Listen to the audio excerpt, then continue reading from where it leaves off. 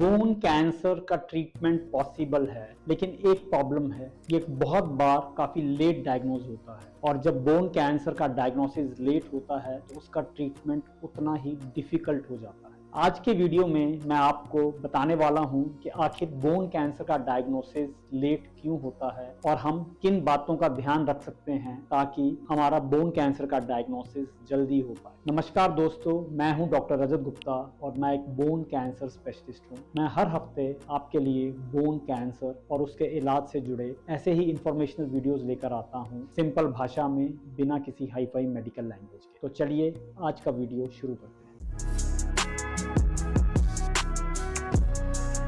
Bone cancer late diagnosis होने का सबसे कॉमन कारण है कि इसके सिम्टम्स इनिशियली काफी सिंपल लगते हैं। बोन कैंसर का सबसे कॉमन सिम्टम होता है पेन, लेकिन पेन किसी भी स्पोर्ट इंजरी की वजह से हो सकता है, मसल स्ट्रेन की वजह से हो सकता है, विटामिन डी की डेफिशिएंसी से हो सकता है या फिर किसी मामूली चोट से भी लग सकता है। ऐसे में बोन पेन को काफी बार इग्नोर कर दिया जाता है, जिससे कि हमारा बोन कैंसर का डायग्नोसिस लेट हो जाता है। बोन कैंसर का डायग्नोसिस लेट होने का दूसरा कारण है इसका एज ग्रुप। अक्सर बोन कैंसर जैसे कि ऑस्टियोसार्कोमा या इविंग सार्कोमा यंग अडल्ट्स या टीनेजर्स या फिर बच्चों में पाया जाता है और ऐसे में जब कोई बच्चा या टीनेजर बोन पेन या बोन स्वेलिंग के साथ आता है तो उसे अक्सर स्पोर्ट्स इंजरी या खेल कूद के दौरान लगी चोट मान लिया जाता है और उसको कंजर्वेटिव ट्रीटमेंट के लिए पेन किलर्स दे दिए जाते हैं, जिससे कि हमारा डायग्नोसिस लेट हो सकता है। बोन कैंसर का डायग्नोसिस लेट होने का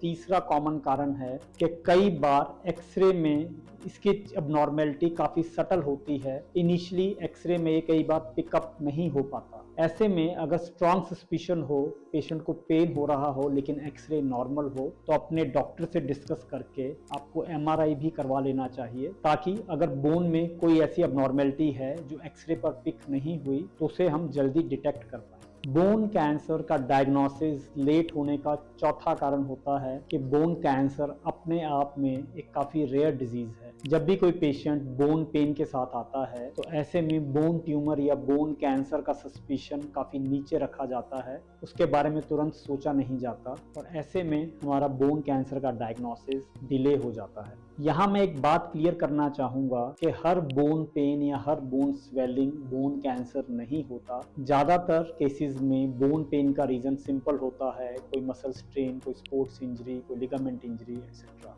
लेकिन अगर कोई भी बोन पेन समय के साथ बढ़ रहा हो, 3-4 हफ्ते तक ठीक ना हो रहा हो, तो ऐसे में एक प्रॉपर इवैल्यूएशन करना ज़रूरी होता है और इवैल्यूएशन में हम सबसे पहले पेशेंट का एक्सरे करवाते हैं, जिसमें कि हमें कुछ अबनॉर्मेलिटी दिखती है और अगर उसमें अबनॉर्मेलिटी ना दिखे या फिर हमारा सस्पिशन काफ़ी स्ट्रॉन्ग हो तो ऐसे में पेशेंट को एमआरआई की सलाह भी दी जा सकती है। और बोन कैंसर के डायग्नोसिस को कंफर्म करने के लिए एक गोल्ड स्टैंडर्ड टेस्ट होता है बायोप्सी, जिससे कि हमें पता चलता है कि पेशेंट को कौन सा बोन कैंसर है, उसका ग्रेड क्या है। बोन कैंसर के इलाज में अर्ली डायग्नोसिस काफ़ी इंपॉर्टेंट रोल प्ले करता है। इससे हमें बोन कैंसर को जल्दी पकड़ने में मदद होती है, अर्ली स्टेज पे डिटेक्शन में मदद मिलती है। साथ ही साथ बोन कैंसर को जल्दी पकड़ने से हमारा आउटकम भी अच्छा होता है, हमारी लिम्ब सैल्वेज सर्जरी भी ईजी हो जाती है। बोन कैंसर या बोन ट्यूमर अवेयरनेस के ऊपर और वीडियोस देखने के लिए आप हमारे चैनल को सब्सक्राइब कर सकते हैं। अगर आपको आज का इन्फॉर्मेशन यूजफुल लगा